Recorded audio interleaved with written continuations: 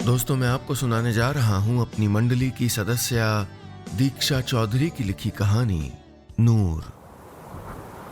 वो हवा का झोंका नहीं थी, न ही धूप वाली बारिश की फुहार थी। वो तो एक ठहरी झील थी, मौसमों से ना बहकने वाली, समंदर सी ना मचलने वाली, वक्त के हर बहाव से हर कटाव तक बस खुद में ही समाई रहने वाली झील।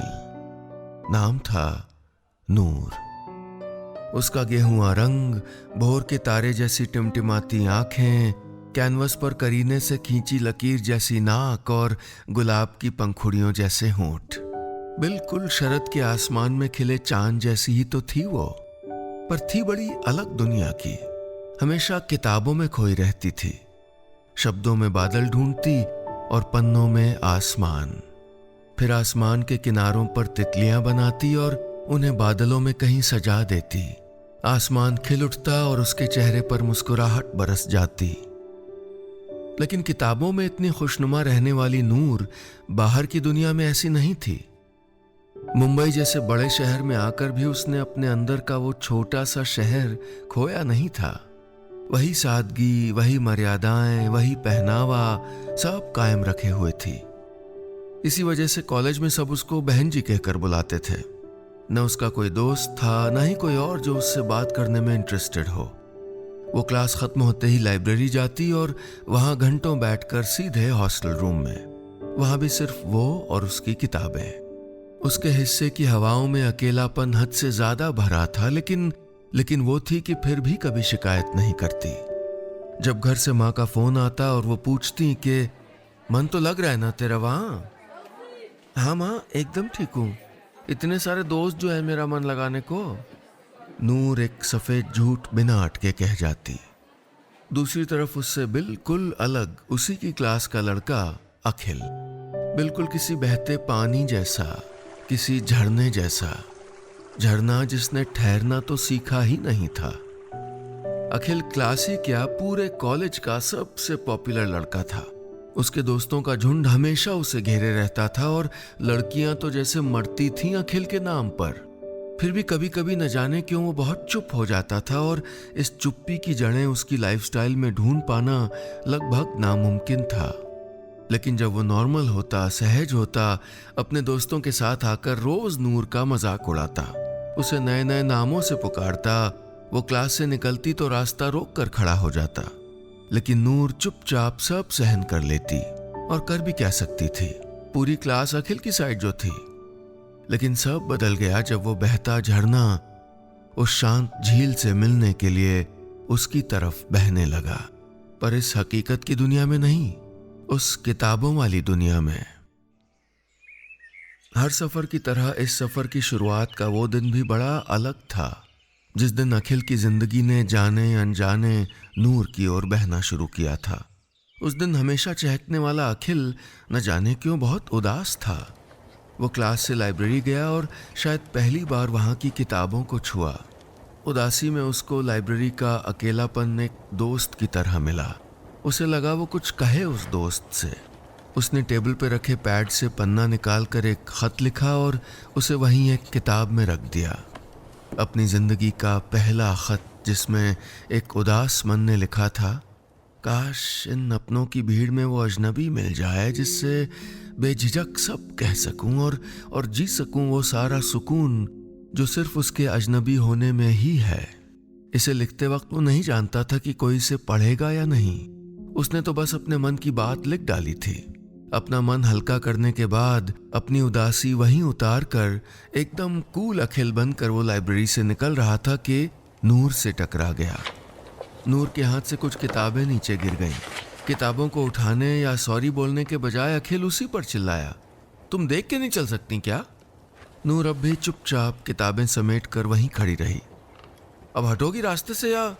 अखिल ने कहा और उसे एक तरफ धकेल कर चला गया। नूर ने बिना चेहरे पर एक भी शिकन लाए पलट कर अखिल को देखा, जो अपने दोस्तों के बीच ठहाके लगा रहा था। फिर वो लाइब्रेरी में आ गई। इत्तेफाक ऐसा हुआ कि उस दिन नूर की उंगलियां बुक शेल्फ की उसी खत वाली किताब पर जाकर रुकी। उसने किताब खोली तो वो खत दिखा। कहीं लिखने वाले का नाम नहीं लिखा था, लेकिन जो लिखा था उसे पढ़कर उसकी भोर के तारे जैसी आंखों में भी कुछ सितारे और चमक गए। यही तो था वो जिसे नूर सालों से ढूंढ रही थी, ताकि बांट सके अपने मन का वो बेशुमार बातों वाला कोना। वो खुश थी, लेकिन सोच में डूबी थी कि क्या करे, जवाब लिखूं या ना। कोई मजाक हुआ तो नहीं, मुझे इसे यहीं छोड़ देना चाहिए। उसने सोचते सोचते खिड़की से बाहर देखा। उसे नजर आई बहुत दूर की कोई अकेली इमारत, घास के मैदान में कोई अकेला पेड़ और आसमान में डार से बिछुड़ा कोई अकेला परिंदा। वो सब में खुद को देख रही थी। उसे अचानक ही लाइब्रेरी में अपने अकेलेपन की उमस महसूस होने लगी। मैं भी बिना किसी मिलावट के अपना मन लिख भेजने वाले अजनबी की तलाश में हूं। अगर अपनी तलाश मुझ पर ख़त्म करना मंजूर हो तो जवाब ज़रूर लिखना। मैं इंतज़ार करूंगी। नूर ने अपने सारे सवाल ठुकरा कर ख़त का जवाब दिया और किताब को वापस उसी जगह पर रख दिया। ठीक उसी पल वो महसूस कर रही थी खिड़की से आता एक हवा का झोंका जो पल भर पहले पसरी सारी उमस बुहार के ले गया था। अब वहां कोई उमस नहीं बची थी। अब तो सिर्फ इंतजार बचा था, उस अजनबी के अगले खत का इंतजार। दोस्तों, उम्मीद है आपको कहानी पसंद आ रही होगी। और हाँ, अगर अपनी बात मुझ तक पहुंचाना चाहते हैं तो फेसबुक या इंस्टाग्राम पर हमारे ऑफिशियल पेज पर आइए, यूट्यूब पर हमारे ऑफिशियल चैनल पर आइए। तीनों जगह आप टाइप करिएगा नीलेश मिश्रा, NEELESHMISRA। साथ में वेरिफिकेशन का ब्लू टिक भी मिलेगा, जिससे आप जान पाएंगे कि यही असली पेज या चैनल है। और हाँ, अगर आप ट्विटर पर हैं तो मेरा हैंडल है नीलेश मिश्रा। उस पर भी आपको वेरिफिकेशन का ब्लू टिक मिलेगा ताकि आप सही पते पर आएं। चलिए आगे बढ़ाता हूं कहानी। दिन घड़ी की सुइयों पर सवार होकर बीतते जा रहे थे, लेकिन नूर का मन था कि उस खत में ही अटक गया था। वो रोज लाइब्रेरी जाती और उस किताब को उलट पलट कर देखती। उसे खत के अलावा ना ही कुछ मिलता और ना ही वो इंतजार छोड़ती। उधर अखिल भूल ही गया था कि उसने कोई खत भी लिखा था। वो तो अपनी भीड़ भरी दुनिया में एकदम कूल वाला अखिल बनकर खोया हुआ था। उस दिन अखिल क्लास बंक करके कैंटीन में बैठा था कि उसके एक दोस्त ने कहा, यार अखिल कल कहाँ था? कॉलेज नहीं आया? मैसेज भी किया था तुझको यार, तूने कोई जवाब ही नहीं दिया। अरे यार फ़ोन बहुत कम देखता हूँ मैं, सॉरी है, अखिल ने कहा। अच्छा, आगे से तुझको चिट्ठी भेजा करेंगे, वो तो देख लेगा ना, उस दोस्त ने कहा और सब हंसने लगे। लेकिन अखिल नहीं हंसा।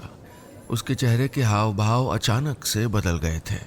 उसे याद आया कुछ दिन पहले लिखा अपना खत, और वो तुरंत लाइब्रेरी की तरफ ये सोचकर दौड़ा कि उसे वहां से हटा आएगा इससे पहले कि कोई उसको पढ़ ले। लेकिन उसकी आंखें खुली की खुली रह गईं जब उसने अपने खत को जवाब के साथ पाया। उसे पढ़ते ही उसने एक बार तो सोचा कि ये क्या बेवकूफ़ी है, लेकिन फिर उसका मन लालच में आ गया, किसी मन से जुड़ने का लालच। उसने तुरंत अगला खत लिखा, एक अजनबी ही तो चाहता था मैं, तुम वही हो तो मंजूर क्यों नहीं होगा। खैर, तुम शुरुआत करो, बताओ ना कैसी है तुम्हारी दुनिया और तुम। अखिल ने लिखकर उसी किताब में रखा और वापस लौट आया। नूर रोज की तरह ही छुट्टी के बाद वहां आई। आज आखिरकार उसे वो खत मिल गया जिसके इंतजार में वो इतने दिनों से थी। उसने इधर उधर देखा कि कहीं उसे कोई देख तो नहीं रहा, और फिर वो खत पढ़ा। पढ़कर थोड़ा उदास हो गई, लेकिन जवाब पूरे चाव से लिखा, मेरी दुनिया बड़ी अजीब है, या यूं कहूं कि मेरे अंदर ही मेरी दुनिया है। कोई न मेरी दुनिया में शामिल होना चाहता है, न मुझे अपनी दुनिया में शामिल करना चाहता है। बस इन किताबों में ही मन को पनाह मिली है, और तुम भी मेरे अजनबी। अब तुम बताओ अपनी दुनिया के बारे में। अगले दिन जब अखिल ने यह पढ़ा तो उसे बहुत अच्छा लगा। उसने जल्दी से लिखना शुरू किया, मेरी दुनिया तुमसे बिल्कुल उल्टी है।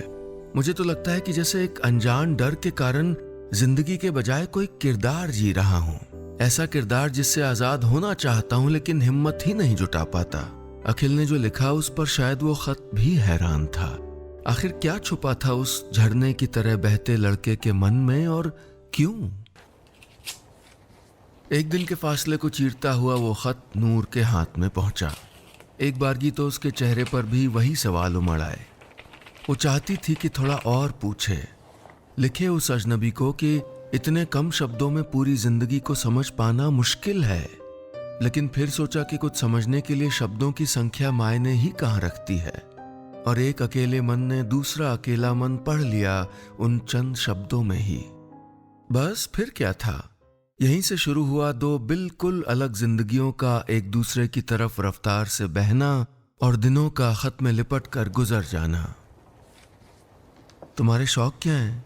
नूर लिखती। बहुत सारे, या शायद कुछ भी नहीं, अखिल लिखता। ऐसा क्यों?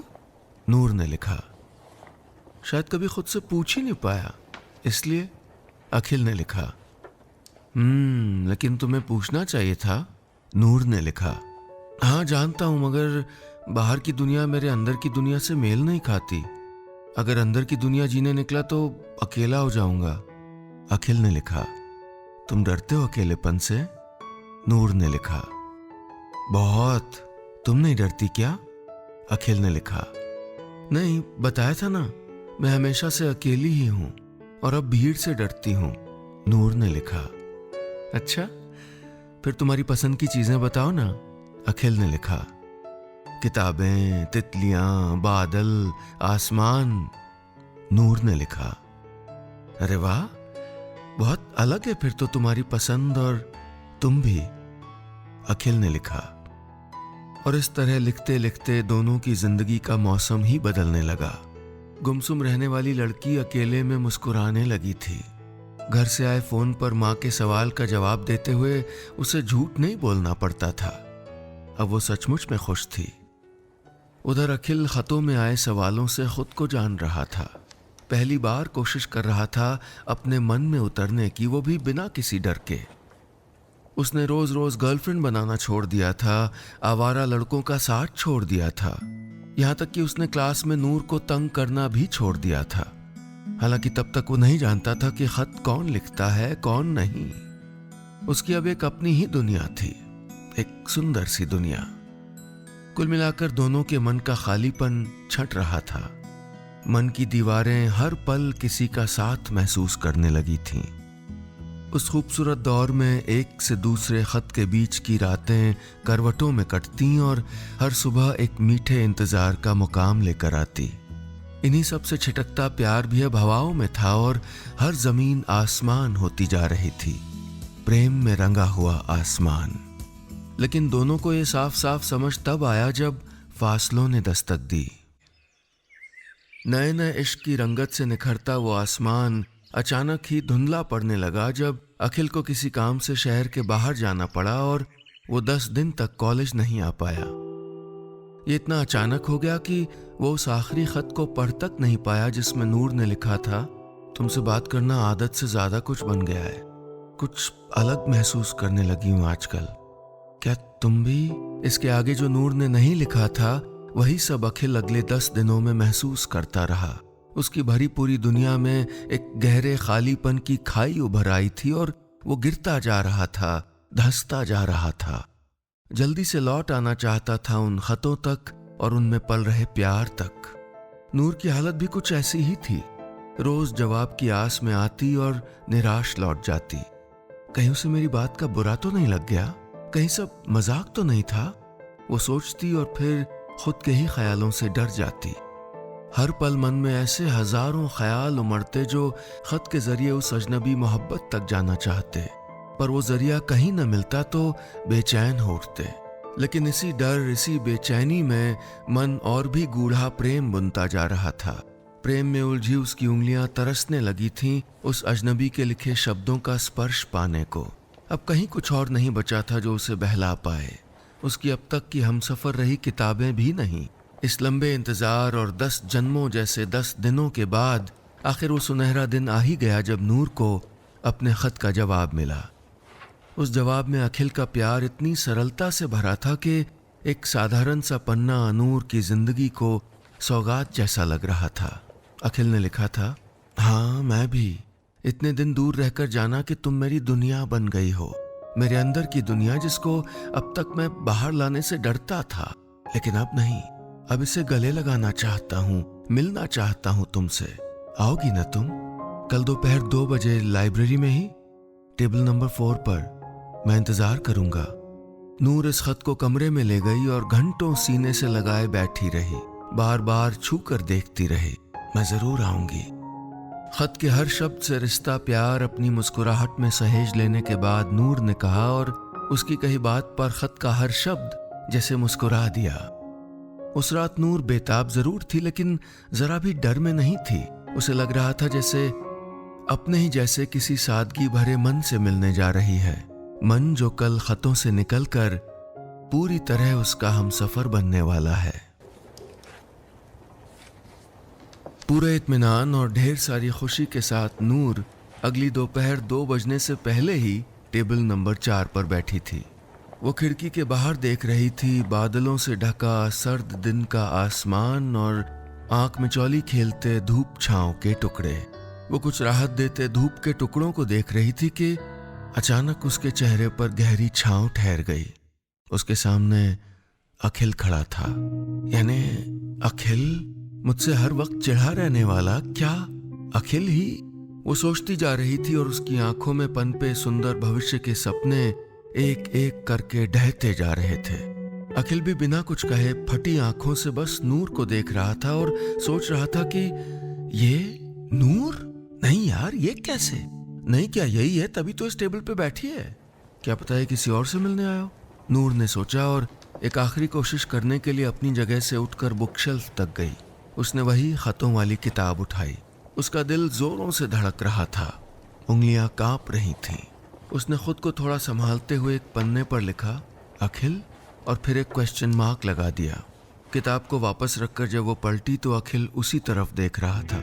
उसके माथे पर सर्दी के मौसम में पसीने की बूंदें चमक आईं। वो जैसे तैसे हिम्मत जुटाकर वापस टेबल के पास आ गई। अखिल लगभग समझ चुका था कि नूर ही वो लड़की है, लेकिन फिर भी वो उस किताब तक अपना वहम पूरी तरह दूर करने गया।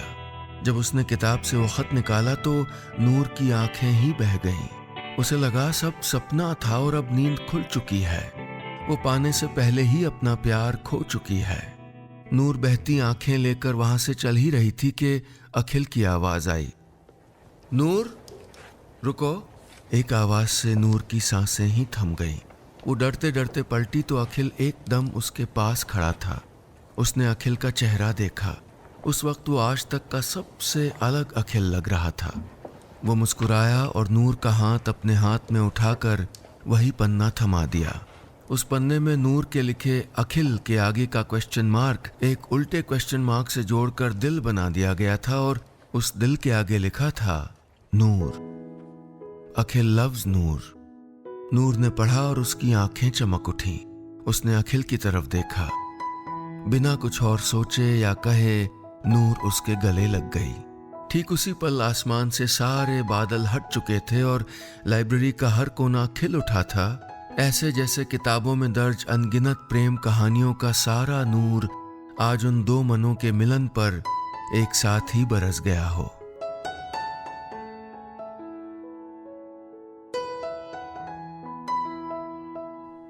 बस इतनी सी थी ये कहानी।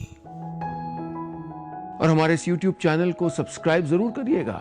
सब्सक्राइब का बटन दबाइए और एक घंटी का जो निशान दिख रहा है ना, उस पर जरूर क्लिक करिए ताकि जब भी मैं नई कहानी सुनाऊं आप तक ईमेल में तुरंत पहुंच जाए।